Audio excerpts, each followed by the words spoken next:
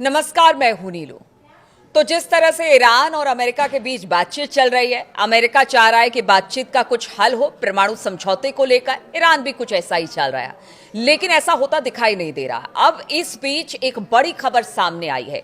Austria की तरफ से एक खुफिया रिपोर्ट सामने आई है और इस रिपोर्ट में कहा गया है कि ईरान जो परमाणु कार्यक्रम अपने चला रहा है उसको लेकर एक बड़ी खबर आ रही है। ये खबर क्या है, किस तरह से ये अमेरिका के लिए चौंकाने वाली खबर हो सकती है या फिर अमेरिका के लिए चिंता का विषय बन सकता है, बातचीत करने के लिए मयंक मेरे साथ है। मयंक, ऑस्ट्रिया की तरफ से एक रिपोर्ट आई है, खुफिया रिपोर्ट कहा जा रहा है। इस रिपोर्ट में है क्या, जिसके बाद ये कहा जा रहा है कि शायद अमेरिका के लिए चिंता का सबब बने? देखिए, ये 211 पन्ने की ऑस्ट्रियन इंटेलिजेंस की एक रिपोर्ट है। अब ये रिपोर्ट इतनी अहम क्यों हो जाती है? ऑस्ट्रिया की इंटेलिजेंस की रिपोर्ट जो है वो ईरान और अमेरिका के लिए ही नहीं, पूरे मिडिल ईस्ट के लिए इतनी अहम क्यों हो जाती है? इसकी 3 वजह हैं। इस रिपोर्ट में 211 पन्ने की ये रिपोर्ट है और उसमें ईरान को लेकर 3 बहुत बड़ी बातें कही गई हैं। पहली बात इसमें ये कही गई है कि ईरान जो है वो मिडिल ईस्ट में तेजी से अपनी ताकत बढ़ा रहा है और इतना ही नहीं, वो ईरान अब मिडिल ईस्ट का एक सुपर पावर बन चुका है। या ये कहें दूसरे शब्दों में कि अब मिडिल ईस्ट में पूरे शक्ति के समीकरण अब ईरान जो है वो तय कर रहा है। ये पहली बड़ी बात कही गई इस रिपोर्ट में। दूसरी बड़ी बात ये कही गई है कि परमाणु कार्यक्रम जिसको लेके अमेरिका चिंतित है, ईरान के पास एक बेहद सोफिस्टिकेटेड न्यूक्लियर प्रोग्राम बहुत तेजी से आगे बढ़ रहा है। उसके पास लॉन्ग रेंज बैलिस्टिक मिसाइल से हमले करने की क्षमता ऑलरेडी आ गई है।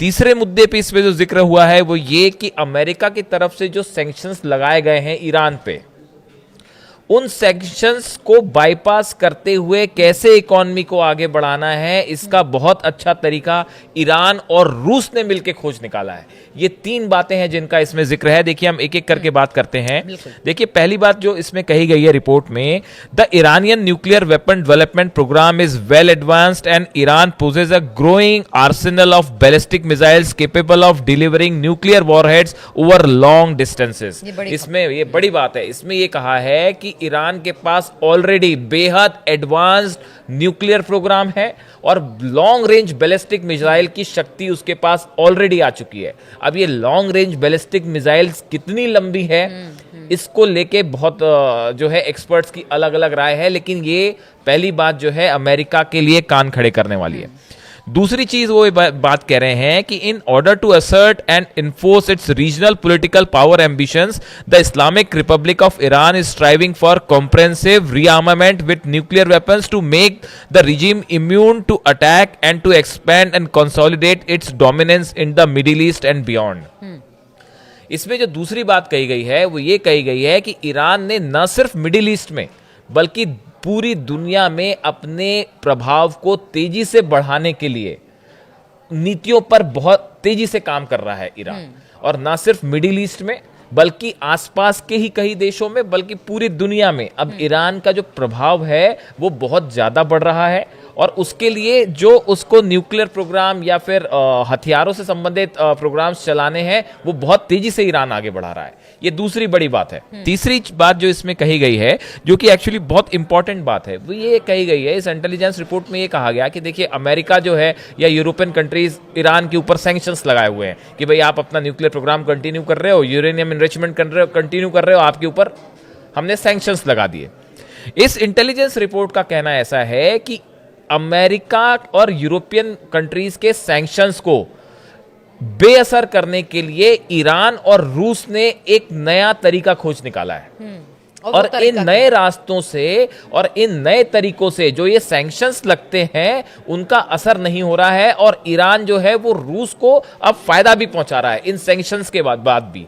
आपको तेल एक्सपोर्ट करना हो, आपको जो कोई टेक्नोलॉजीज एक्सपोर्ट करनी हो, आपका अपना सामान जो है वो विदेशों तक भेजना है। हमने जैसे बीच में देखा कि अमेरिका ने कई चाइना की रिफाइनरीज पर बैन लगाया क्योंकि वो ईरान के तेल को रिफाइन करके इंटरनेशनल मार्केट में सप्लाई कर रही थी। तो ऐसे ही कई चेन्स रशिया ने, चाइना ने, ईरान ने डेवलप कर ली हैं, जो ईरान पे आप लाख सैंक्शन लगाते रहिए लेकिन वो अपनी इकोनॉमी को आगे बढ़ाता रहेगा, और उसके सामने ईरान और यूरोपियन कंट्रीज के सैंक्शंस जो हैं वो फेल हैं, ऐसा ये ऑस्ट्रेलियन इंटेलिजेंस की रिपोर्ट कह रही है। दो सवाल निकलकर सामने आते हैं मयंक। पहला तो ये कि देखिए परमाणु कार्यक्रम को लेकर बातचीत चल रही है, उसके लिए तो हमने देखा कि खामनेई साहब हमेशा से तैयार रहे हैं कि देखिए अगर बातचीत बनती है तो भी ठीक, नहीं बनती है तो उसके लिए भी पूरी तरह से तैयार है। तो इसको लेकर जिस तरह से प्रोग्राम को आगे बढ़ाया जा रहा है और जिस तरह की ये रिपोर्ट सामने आई है, उससे तो हम कह सकते हैं कि वो दो तरीके से ईरान काम कर रहा है।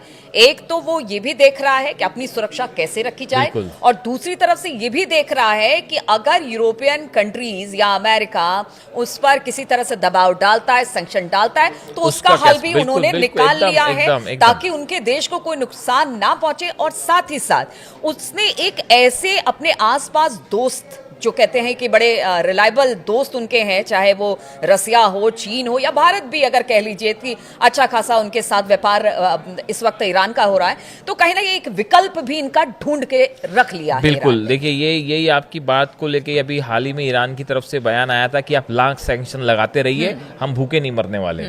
तो ईरान ने जो है, ये ठीक कहा आपने, ईरान ने दोनों चीजों की तैयारी कर ली है कि अगर किसी तरह का हमला होता है इजराइल की तरफ से या अमेरिका की तरफ से, तो उसको कैसे जवाब देना है, न्यूक्लियर प्रोग्राम को कैसे आगे बढ़ाते हुए अपनी एनर्जी नीड्स को पूरा करना है, उसका तो वो तो एक हथियारों और युद्ध वाली तैयारी तो वो है ही। दूसरी, ये जो इकोनॉमिक सैंक्शंस हैं, इसको कैसे बाईपास किया जाए, इसके जाल को कैसे तोड़ते हुए अपनी अर्थव्यवस्था को आगे बढ़ाया जाए, कैसे अपना बिजनेस आगे बढ़ाया जाए। ये पिछले कई सालों से जो सैंक्शंस लगे हुए हैं, इसको तोड़ने के लिए ईरान ने रूस के साथ, चाइना के साथ और शायद नॉर्थ कोरिया के साथ भी एक बढ़िया मैकेनिज्म तैयार कर लिया है। अब देखिए, जो ये डायरेक्टर ऑफ नेशनल इंटेलिजेंस हैं अमेरिका की, तुलसी गबार्ड, इन्होंने सीनेट में अभी हाल ही में कहा था कि Iran is not building a nuclear weapon and supreme leader Ayatollah Khamenei has not authorised a nuclear weapons program he suspended in 2003।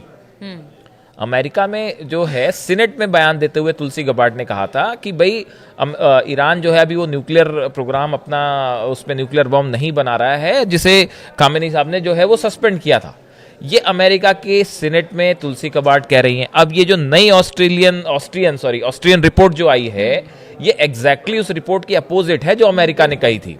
तो देखिए, कुल मिला के अब बात ऐसी है कि ईरान जो है वो न सिर्फ आर्मामेंट्स के मामले में, बल्कि सैंक्शंस के बारे में, टेरिफ्स को लेके या दूसरे तरह के जो प्रतिबंध ईरान पे लग रहे हैं, इनसे कैसे डील करना है, इसका एक बड़ा तोड़ रूस के साथ मिलकर निकाल लिया है।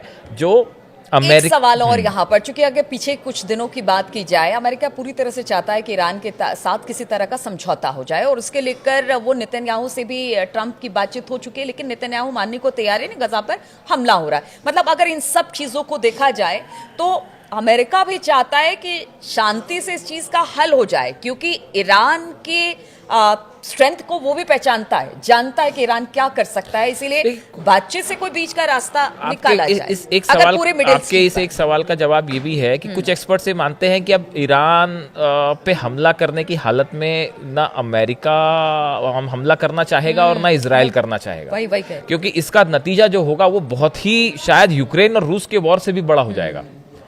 देखिए, यूक्रेन और रूस का जो, रशिया का जो वॉर था, उसके जो दुष्परिणाम हुए वो तो हुए ही, लेकिन अगर आप ईरान पे हमला करते हैं तो उससे जो विनाश होगा, उसका स्केल डिस्ट्रक्शन का बहुत बड़ा होगा। तो इसलिए कुछ एक्सपर्ट ये मानते हैं कि अमेरिका और इजराइल अब हमला करेंगे ही नहीं, वॉर वाली सिचुएशन नहीं आएगी। देखिए, स्ट्राइक बात अलग होती है, आपने एयर स्ट्राइक कर दी कहीं पे, वो एक अलग चीज होती है, लेकिन एक फुल फ्लेजेड वॉर करने की हालत में अब ईरान से पंगा लेना आसान काम नहीं है। तो ये जो है, अब देखिए इस रिपोर्ट में एक और बड़ी बात कही गई है कि तमाम कोशिशों के बाद भी ईरान जो है वो हमास को मदद कर रहा है, ईरान जो है हिजबुल्लाह को मदद कर रहा है, सीरियन जितने भी उसके सहयोगी संगठन हैं उनकी मदद कर रहा है।